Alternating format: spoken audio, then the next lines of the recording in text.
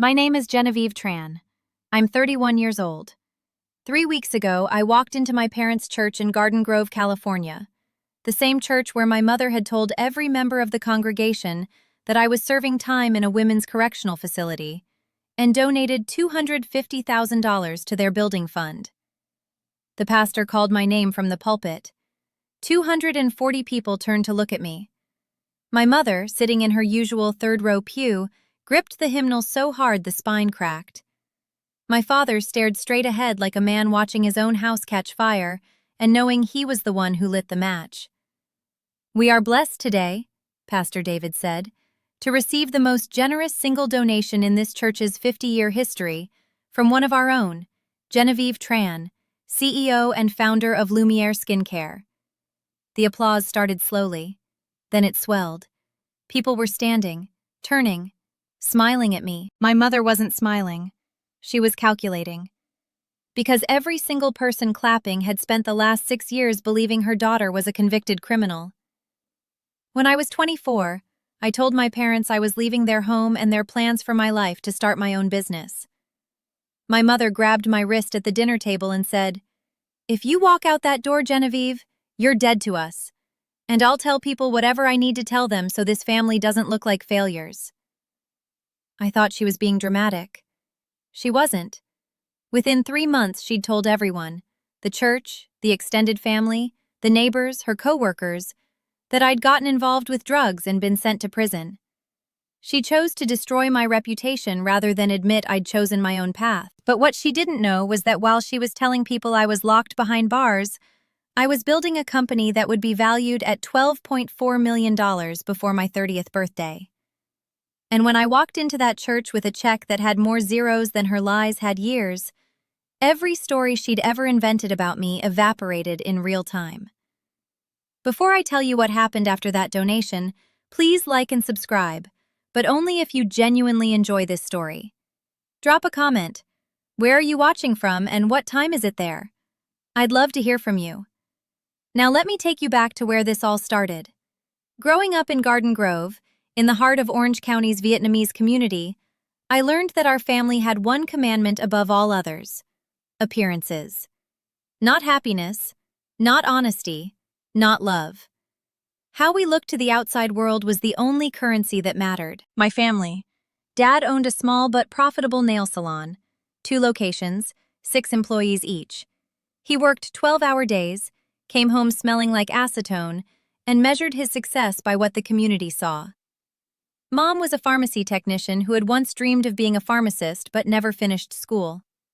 She carried that failure like a stone in her chest and made sure her daughters would complete what she couldn't. My younger sister, Madeline, 3 years behind me, was the obedient one.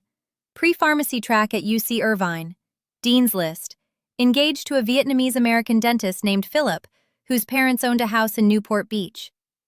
Madeline was the brochure, the proof that our family had made it. Then there was me, the one who asked questions nobody wanted to answer, the one who changed her major twice, the one who said, "I don't know yet," when relatives asked about my plans at Lunar New Year, which in my mother's world was the equivalent of standing on the table and screaming profanity. Madeline got the blueprint. I got the blame. When I was 15, I started a small online shop selling handmade candles. I taught myself to pour soy wax from YouTube tutorials, designed labels on free software, and sold them through Etsy. I made $2,300 in my first year. I was 15 years old and running a profitable micro-business from my bedroom. Mom found out when a package of shipping supplies arrived at the house. She opened it, looked at the invoice, and said, "What is this? You're selling candles? Like a street vendor?" "Genevieve, this is embarrassing. What will Auntie Lynn think? Her daughter is pre-law." "I made $2,300, Mom. A pharmacist makes $120,000. Close the shop." I closed the shop. I was 15 and I didn't know yet that her disapproval wasn't wisdom. At 17, I took an AP economics class and fell in love with business. Not the theory, the mechanics. How markets worked, how brands were built, how someone with nothing could create something from raw ideas and persistence. My teacher, Mr. Okafor, told my parents at conferences that I had an unusually sophisticated understanding of market dynamics. Mom nodded politely and said, "We're steering her toward pharmacy." At home, she told me, "Business is for Americans. We are Vietnamese. We work in professions: doctors, pharmacists, dentists. You think your father wanted to do nails? He does it so you don't have to do something like that." I told myself she was right. Professions were safe.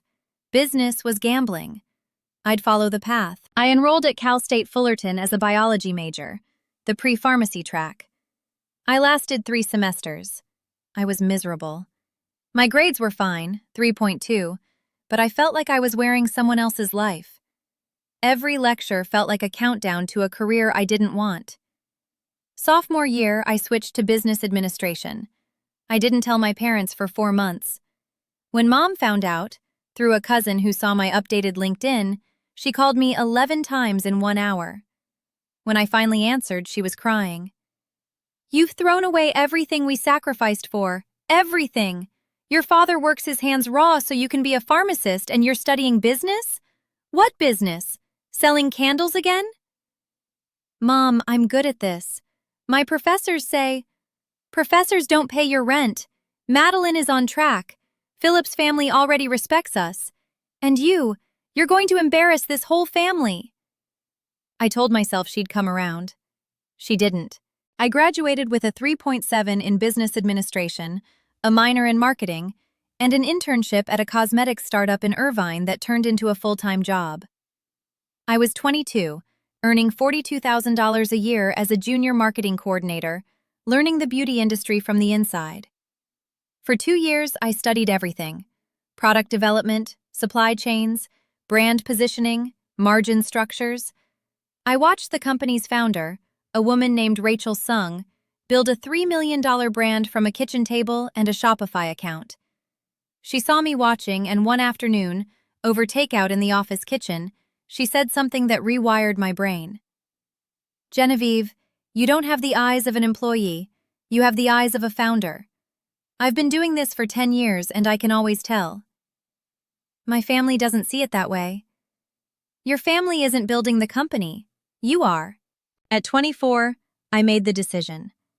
I had $18,000 in savings, 2 years of industry experience, a product concept I'd been developing in my apartment for 6 months, and a business plan I'd refined through 3 rounds of feedback from Rachel. Lumiere Skincare, a clean beauty line specifically formulated for Asian skin tones and concerns: hyperpigmentation, uneven texture, sensitivity to harsh actives. The market was underserved. The opportunity was real. I'd done the research. I went home to Garden Grove on a Sunday to tell my parents. Mom had made pho. Dad was watching Vietnamese television. Madeline was there with Philip, showing off her engagement ring. The house smelled like star anise and basil, and the specific pressure of familial expectation. I waited until dinner. Then I said it. "I'm leaving my job. I'm starting my own skincare company." The table went quiet. Madeline set down her chopsticks. Philip studied his bowl. Dad spoke first. "What company? With what money?" "I have savings. And a plan. I've been developing the product line for 6 months. I have a manufacturer lined up in..." "Skincare?" Mom's voice was flat. Dangerous. "You left pharmacy school to sell lotion?" "It's not lotion, Mom. It's a targeted skincare line for..." "Enough." She set her spoon down with a click. "First the candles, then the business degree, now this. You have thrown away every opportunity we gave you to chase these silly ideas." "They're not silly. I have real market research. Madeline is going to be a pharmacist. Philip is a dentist. They are building a life. And you? You want to sell cream from your apartment?" "Mom, if you walk out that door and do this, Genevieve, you're dead to us. And I'll tell people whatever I need to tell them so this family doesn't look like failures." I looked at my father. He was staring at his pho. He said nothing. I looked at Madeline. She was looking at her ring. I stood up, picked up my bag, and walked out. I drove back to my apartment in Irvine, sat in the parking lot for 15 minutes, and then went inside and started working on my launch plan. I didn't know what my mother would do next. I couldn't have imagined it. Within 3 months, the story had spread through the entire Vietnamese community in Garden Grove like a grease fire. My mother told Auntie Lynn that I'd gotten involved with a drug dealer. She told the church prayer group that I'd been arrested. She told the neighbors that I was in a correctional facility. She told my grandmother, my father's mother, Ba Noi, that I was serving a 2-year sentence for drug possession. She didn't just lie, she constructed an entire alternate reality. She told different people different details, carefully calibrated to each audience. To the church, it was drugs and moral failure. To the family, it was a bad boyfriend and poor choices. To the neighbors, it was vague enough to invite gossip without requiring proof. And people believed her. Because why would a mother lie about her own daughter? I found out in stages. First, a college friend texted me, "Vivi, someone told my mom you're in prison? Are you okay?" Then a cousin messaged on Facebook, "I'm praying for you, Jen. Stay strong in there." Then Ba Noi called me, weeping, begging me to confess and come home. I was standing in my apartment surrounded by product samples and spreadsheets. I wasn't in prison. I was building a company. I called my mother. "What did you tell people?" I told them the truth. "The truth is I'm starting a business in Irvine. The truth is you abandoned your family. The rest is just details." "You told Ba Noi I'm in prison. She's 78 years old and you made her cry. If you'd stayed on the path, none of this would have happened." I hung up. And I made a decision that would define the next 6 years. I would not correct her. I would not call every aunt, every church member, every neighbor to defend myself. I would let the lie stand.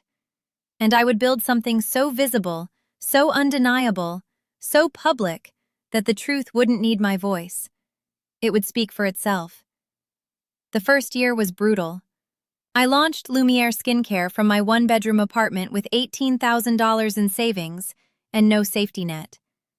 I formulated the first 4 products with a contract chemist in Anaheim. Total development cost, $7,200. I designed the packaging myself. I built the website myself. I photographed the products on my kitchen counter using a $40 ring light and my phone. I launched on Shopify in March. First month revenue, $1,400. Second month, $2,800.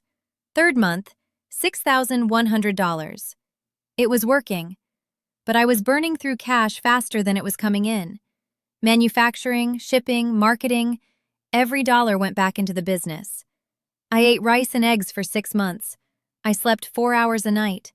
I maxed out one credit card, then another. Total debt by month 8, $22,000. I almost quit in October. The loneliness was worse than the money. I had no family. Most of my Vietnamese friends had heard the prison story and stopped reaching out. I was 25 years old, $22,000 in debt, and completely alone. Then I met Angela Park. Angela was a Korean-American venture advisor who ran a small incubator in Irvine focused on minority-owned beauty brands. I'd cold emailed her 14 times over 3 months.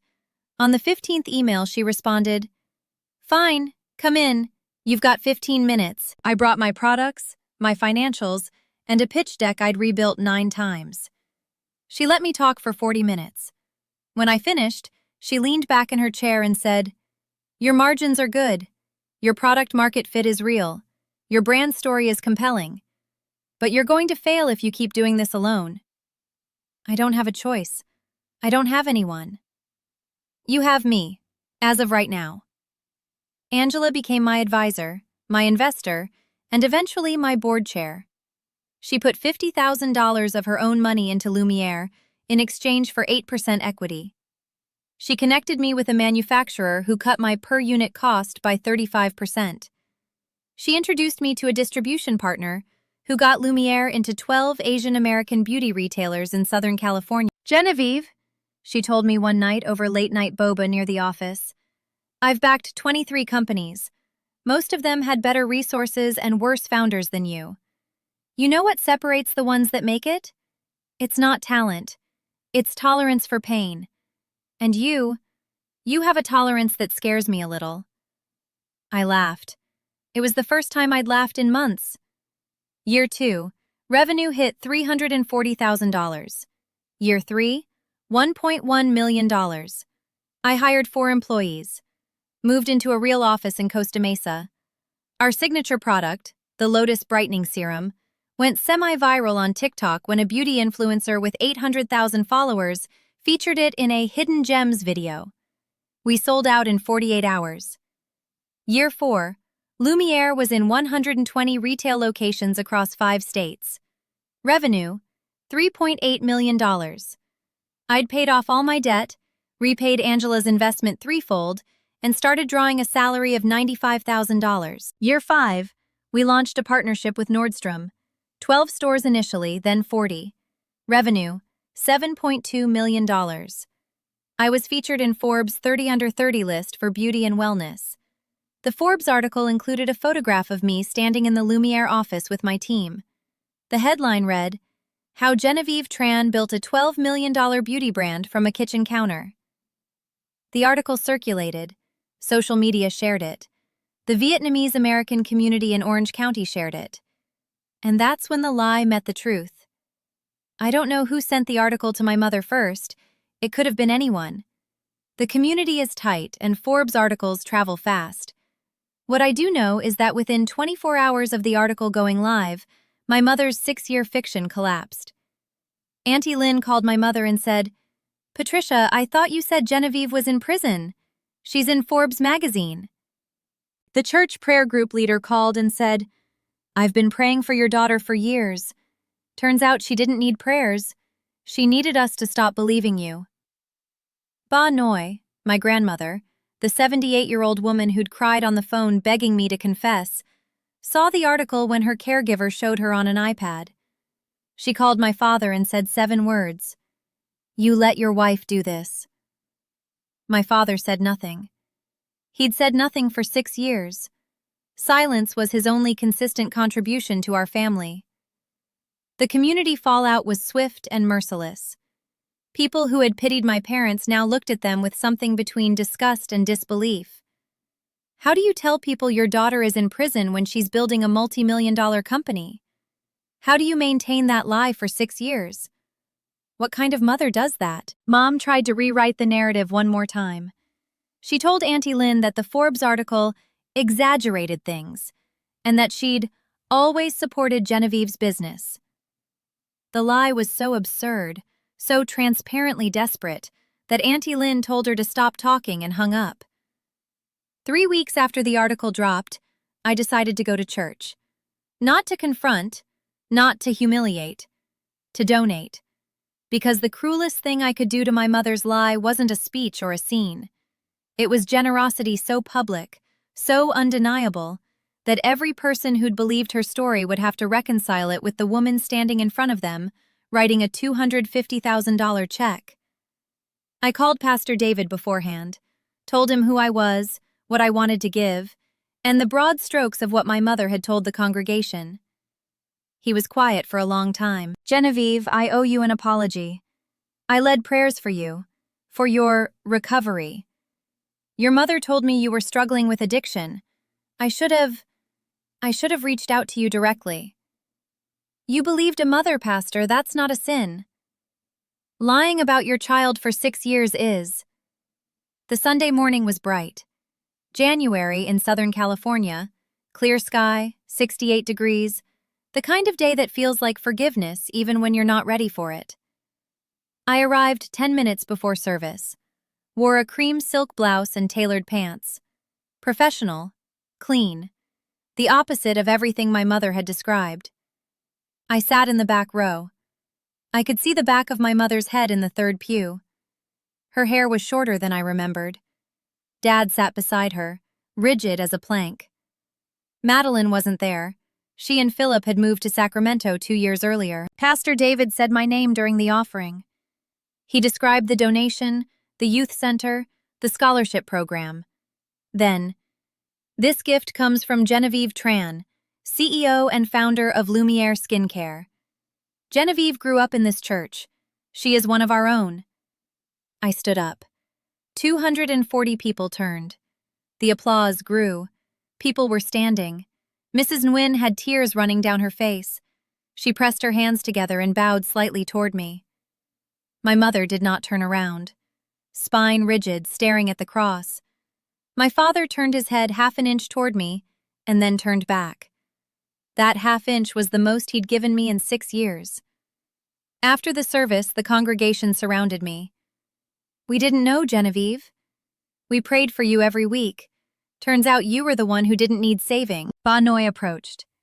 84 years old, walking with a cane. She'd come specifically because she heard I would be there. She took my hand and held it against her cheek. "I cried for you for 6 years. Not because I believed your mother, because I was afraid she'd broken you." "She didn't, Ba Noi." "No, she didn't." She smiled.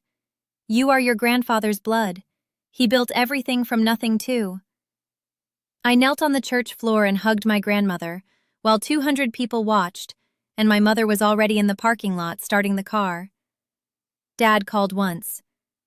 "Your mother is struggling. People are being cruel to her." "People are reacting to 6 years of lies. That's not cruelty, that's consequence." He didn't call again. Mom sent a letter. 3 pages. One sentence stood out. "I would rather people think my daughter was in prison than think she had rejected everything I taught her." That sentence told me everything. She wasn't ashamed of me. She was ashamed of what my independence said about her. Madeline called from Sacramento. "I'm a coward, Vivi. I watched her destroy your reputation and said nothing."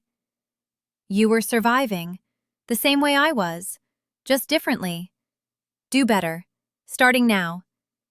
She's trying. Today, Lumiere Skincare has 34 employees. Nordstrom, Sephora, Credo Beauty. Last year's revenue? $12.4 million. This year, we're projecting $18 million. I live in Costa Mesa with a balcony overlooking a courtyard full of jasmine. On Sunday mornings, I make Vietnamese coffee with condensed milk, the way Ba Noi taught me, and sit in the quiet before the world starts moving. I am not in prison. I never was. My mother built a cage out of lies and told the world I was locked inside it. The truth is, she was the one who was never free. Forgiveness is something I carry like a question, not an answer. I've released the anger, but I haven't forgotten. I won't pretend it didn't cost me. Years of isolation, a grandmother who grieved for me unnecessarily, friendships lost to fiction. What I've learned is that forgiveness isn't the absence of accountability. You can love someone from a distance and still refuse to let them close enough to lie again. If someone in your family has rewritten your story to make themselves look better, you do not owe anyone a correction. You owe yourself a life so true, so visible, so undeniable that the lie can't survive in the same room as your reality. Build that room. Fill it with evidence. The truth doesn't need volume, it needs proof. And you are the proof.